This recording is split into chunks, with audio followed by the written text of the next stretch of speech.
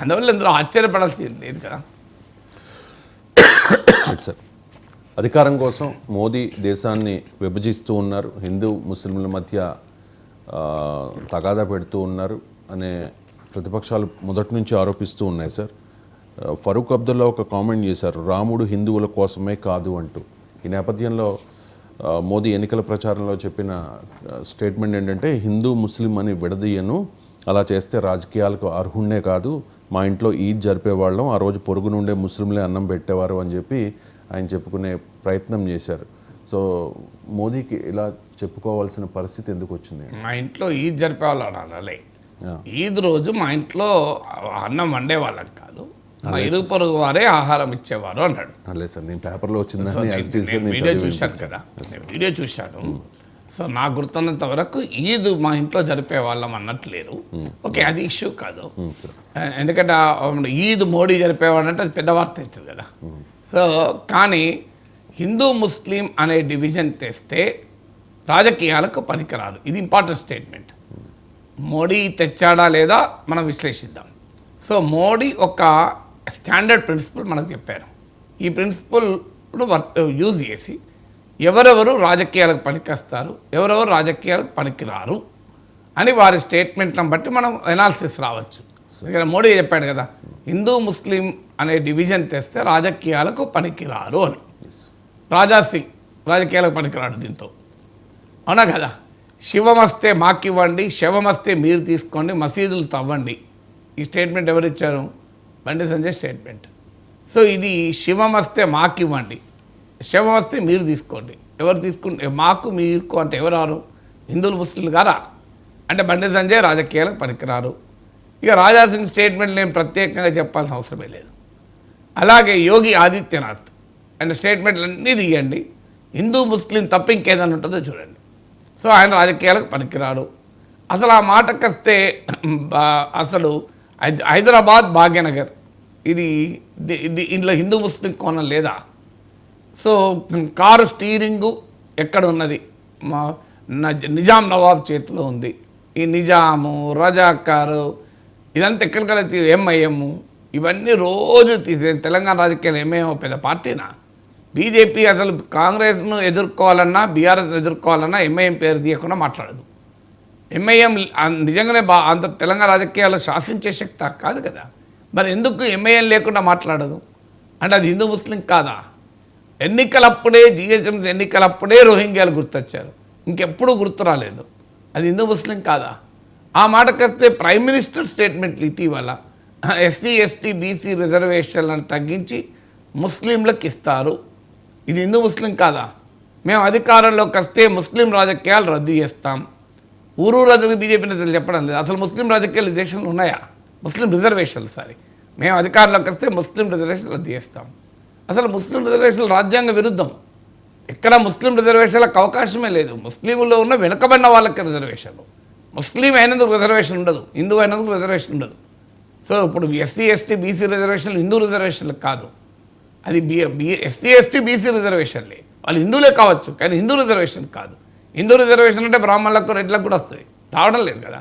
అలాగే ముస్లింల్లో కూడా మతం ప్రాతిపదిక రిజర్వేషన్లు రాజ్యాంగం అంగీకరించదు. కానీ ఉదయం లేస్తే ఈ క్లారిటీ లేకుండా మేము మా ముస్లిం రిజర్వేషన్లు రద్దు చేస్తాం, అక్కడ చంద్రబాబు నాయుడు మేము ముస్లిం రిజర్వేషన్ కాపాడుతామంటాడు. సో ఇది హిందూ ముస్లిం కాదా? సో మన మంగళసూత్రాలు తీసుకుపోయి వాళ్ళకి ఇస్తారట. వాళ్ళంటే ఎవరు? మంగళసూత్రాలు ఎవరు వేసుకుంటారు, మంగళసూత్రాలు ఎవరు వేసుకోరు? సో మీకు కాంగ్రెస్ పార్టీ అధికారంలోకి వస్తే మీకున్న ఆస్తులు తీసుకెళ్ళి ముస్లింలకు పెడతారట. ఇది ఎవరి స్టేట్మెంట్ అండి? మోడీ స్టేట్మెంట్ కాదా? ముస్లిం అని పేరు చెప్పి స్టేట్మెంట్ ఇది, పేరు చెప్పకుండా కూడా కాదు. ఇదేదో పరోక్షంగా మీనింగ్ వచ్చినట్టు కూడా కాదు.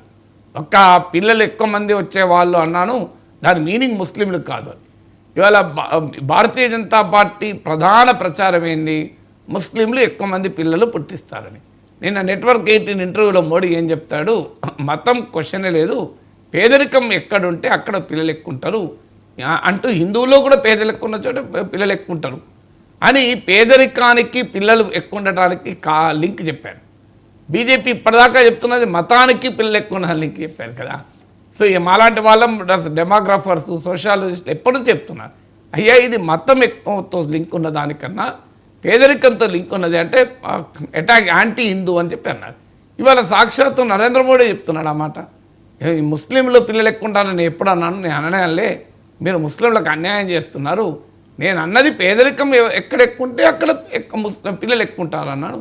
పిల్లలు ఎక్కువ ఉండడం వల్ల ప్రభుత్వానికి భారం అని చెప్పాను తప్ప నేను హిందూ ముస్లిం ఎక్కడన్నా అంటాడు. సో మరి బీజేపీ ఒప్పుకుంటుందా ఇది? సో బీజేపీ ఎన్నికలు అయిపోయాక ఈ మాట చెప్పమనండి. అంటే పేదరికం ఉన్న ఎవరిలోనైనా, అది హిందువులైనా ముస్లింలైనా పిల్లలు ఎక్కువ ఉంటారు, అందువల్ల మాకు పాపులేషన్ పట్ల మా కాన్సెప్ట్ అది అని బీజేపీ చెప్పమనని. సో ఇలా దేశమంతటా బీజేపీ చేస్తున్న ప్రచారం ఏంటి? రాహుల్ గాంధీ అధికారంలోకి వస్తే పాకిస్తాన్ ఆనందపడుతుంది. పాకిస్తాన్ ఎందుకు వచ్చింది మధ్యలకు?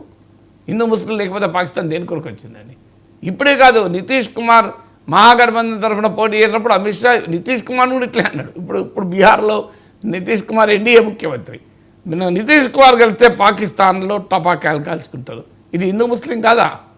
సో ఇంత బహిరంగంగా హిందూ ముస్లిం పాలిటిక్స్ చేసి ఇప్పుడు మోడీ ఏమంటున్నాడు? హిందూ ముస్లిం అంటే రాజకీయాలకు పనికిరారు.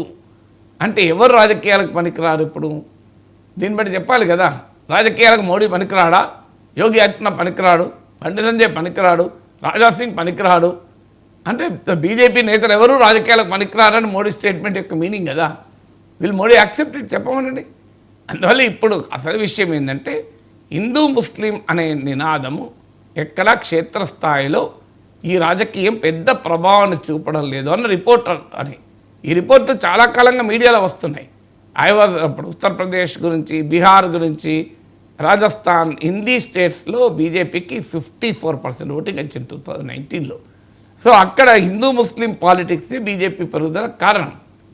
అయితే ఈసారి హిందూ ముస్లిం అనే స్లోగన్కు ఆ రకమైన ట్రాక్షన్ వస్తలేదు అని జాతీయ మీడియాలో ఎప్పటి నుంచో కథనాలు వస్తున్నాయి. నేను అవి చదివినప్పుడు అనుకునేవాడిని, మరి ఇది నిజమా? ఈ జాతీయ మీడియాలో బీజేపీ పట్ల వ్యతిరేకతతో రాస్తున్నారా అని ఒక అనుమానం ఉండే.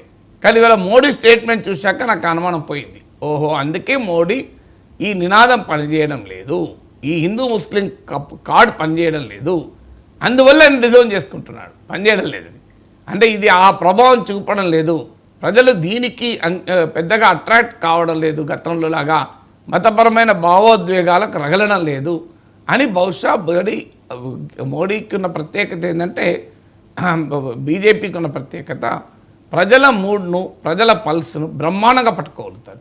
దేశంలో ఏ నాయకుడు, ఏ రాజకీయ పార్టీకి ఈ సామర్థ్యం లేదు.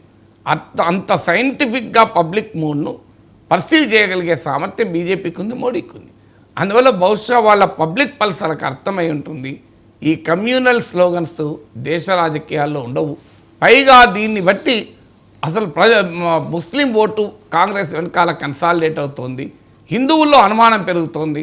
మాకు ఉద్యోగాల గురించి, మా ధరల గురించి, మా ఎకానమీ గురించి, వీటి నుంచి దృష్టి మళ్లించేందుకు హిందూ ముస్లిం అంటున్నారు అని హిందువుల్లో అనుమానం పెరుగుతుంది. ముస్లింల్లోమో బీజేపీని ఓడించాలన్న కసి పెరిగి కాంగ్రెస్ వెనకాల కన్సాలిడేట్ అవుతుంది. అందువల్ల రెండు వైపులా తాము నష్టపోతున్నాం అనేటువంటి వాస్తవం బహుశా మోడీకి కూడా తత్వం బోధపడినట్టుంది. అందుకే కొత్త తీరి పట్టుకున్నాడు, హిందూ ముస్లిం అంటే రాజకీయాల పనికిరారు. నిజమే, నరేంద్ర మోడీ స్టేట్మెంట్ ప్రకారం రాజకీయాలకు పనికిరాని వాళ్ళందరినీ ఏరిపారేస్తే ప్రభుత్వమవుతుంది.